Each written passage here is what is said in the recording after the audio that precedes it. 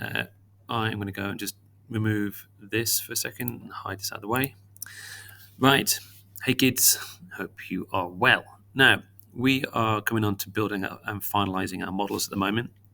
Here I have Paul's as an example, and we've got a checklist on the next page, but I just want to point out some bits and pieces here that our pegs and holes and details are already well underway. I'm going to use Paul's as an example because it's in many pieces. We're going to have to print this into maybe 5 different pieces perhaps. Just this section here, because this needs to be printed vertical, because this needle needs to point up into the air, and these holes here will need specific support. One point here is if you've got pegs and holes where your pieces are connecting together, they've got to be aligned and they've got to be centered. So it makes that the peg is going to be centered on the other side too. You don't want them off center, so we need to make sure that they are aligned.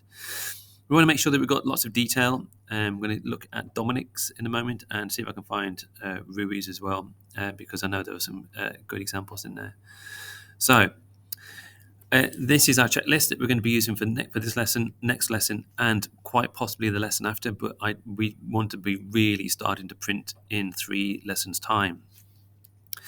Our checklist. Is everything aligned, like I've just said? Do proportions look correct? So if we look back at Paul's, this kind of looks correct. You don't need to worry about specific sizes because we can grab everything and we can resize it so it fits onto your plane here, onto your work plane. So do you have everything split into components? Do you have detail on all surfaces? So let's go back and look at Paul's as an example. These circular pieces will probably need some detail on them. We've got good detail over here in thoughtful cutouts. We've got good detail onto the solar panels here. Remember when I showed you in last lesson in the video in one of these here? So when you're making small objects, you need to make sure that they have correct pieces. Most of this will not print because we can't use supports here. Most people are using it, as you can see, just over here out of shot. This is part of a multi-solar panel array, and that is not going to print because we can't put the supports inside here. We'd have to turn it upside down, print it individually, and then put this onto its own grey bench, this plane here, this floor. They just can't be printed like that. So if you're making solar panels, think about Paul's here. You can see that he's used holes to cut out the shapes here, and it's quite nice. Or he's going to put individual rectangles on there and raised it up. Do you split it into components? We can see Paul's have got his into components. You can see the nose cones out there. Share your components with your partners. If you're working by yourself, you don't need to. Make sure that it's all assembled and disassembled. You need to make sure and show me and Mr. Tent. Do the pegs and holes align? Are the pegs and holes the correct size? So let's go and take a look at Dominic's here. The reason I'm choosing Dominic's is because he has a good set of pegs and holes ready for everything to be fitted inside here. The one thing I would say though is that you can make your holes tighter. Okay, so our printers allow us to get tighter holes. If you've got ovals like this, remember that or circles, you want to have your sides up to 464 so that it's nice and smooth. If you don't and you have the sides all the way down, you can see how sort of jagged it is and it becomes more of a polygon than an actual curved surface. So next, let's take a look to see if these are aligned. I can see that this one isn't quite aligned, but we can always fix that very quickly. Remembering that make one and repeat many times. Don't try and do them individually because it'll take you so much time. You may as well just duplicate the whole thing. So let's go and use Dominic's. So I'll put everything back into Dominic's. Don't need to worry about that too much. Okay, so we've got these pieces over here. Let's go and do this real quick. And we want to make sure that get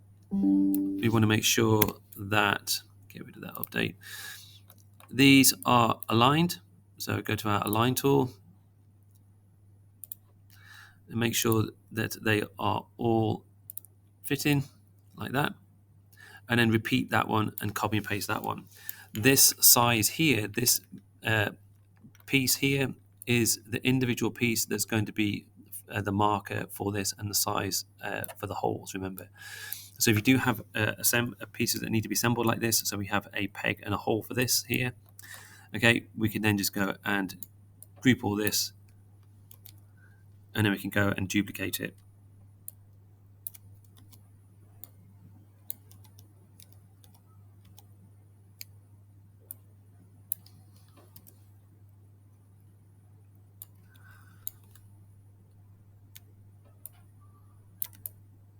Like so. And so now we can go and take that apart, use that as a size for your peg and hole, and you can make those holes much tighter. Right, we'll come out of Dominic's for a second, and then we'll go and see if we can find Rui's. Rui he's got a platform as well. He's got a platform as well, and so he has an area. Let's go and tinker this. He has an area on his that we're going to show you. The reason is that, like many of you, they've got many holes in. So here, we can go and print this on its side, for example, but these pieces here on the sides, they will need to have detail on them.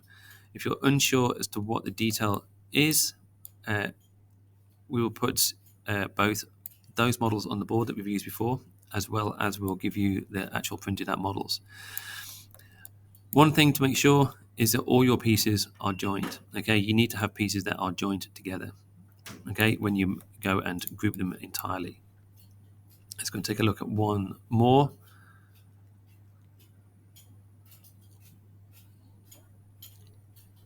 Let's go and take a look at Aaron's. Right, so I can see in here different pieces.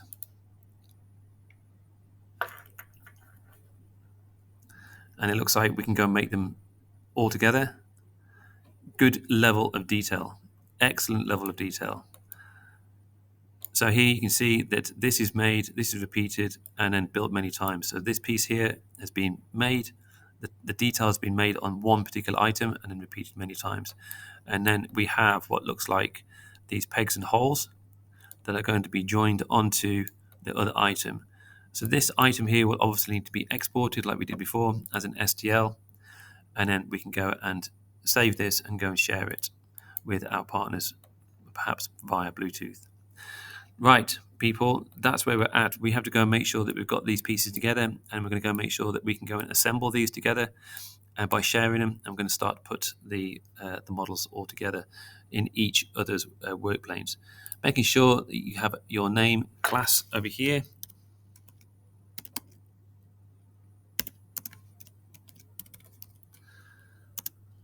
And then I think this is probably a rocket of some kind. Okay, can you all make sure you do that as well? Okay, I'm going to stop this now. As always, good luck.